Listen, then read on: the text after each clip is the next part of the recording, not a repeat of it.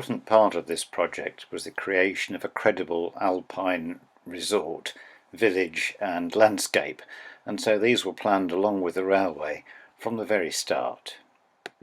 I had acquired from various sources a number of suitable looking buildings, this parish church being one of them, and the post office which I've already described elsewhere, and so began to arrange these where the village street would have to be. There would be a light dusting of snow in the village, with a heavier snowfall on the mountain further up. I was lucky enough to receive this beer garden kit recently, and I started making that up, and I thought it would be good to have an ice rink with it, so that the beer garden becomes the catering for the ice rink, and it would all look very Swiss village-like in the peak winter holiday season. The beer garden kit by Bush is made of real wood, cut by laser, and was really very satisfying to put together neatly, and it gives a really good realistic effect. Then I needed some people to populate the area, and I have here some skaters among other things, and they are suitably posed on the skating rink.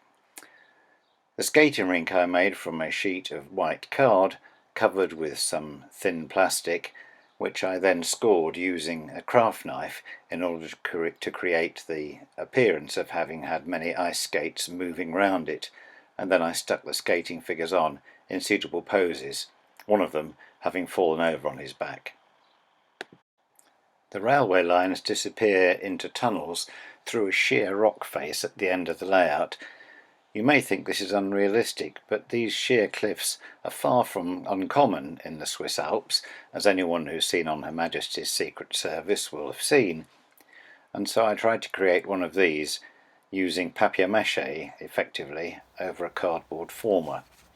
And I think the end result looks quite reasonable. I pasted several layers of newspaper over the cardboard formers, using diluted PVA adhesive similar to that which I'd used for putting the ballast on the track. Several layers were needed, and it was all quite soggy when that was done, but left to dry for a day or two. It was then quite easy to paint, to put plants on, to plant trees on it, and in the end to make it look reasonable representation of an alpine cliff face. The cable car system climbs this rock face, and the upper station has a restaurant there with an outside seating area, and I modelled that as though the seating area had had some overnight snow, which was being cleared, ready for the following day's customers to arrive. And here is the snow being applied, the same way as I'd made it down in the village.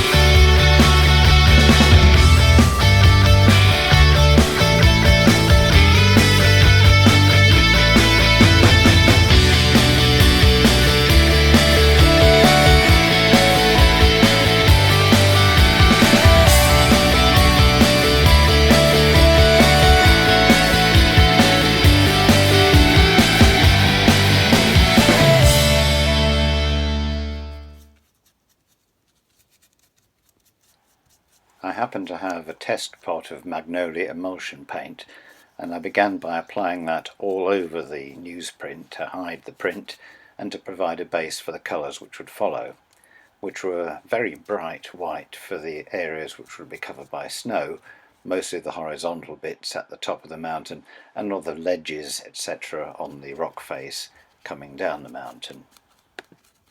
The vertical parts of the rock face were then painted with a pale grey and a brown colour to give an effect of strata, and this I hope gives a reasonable representation of how the rock face should look.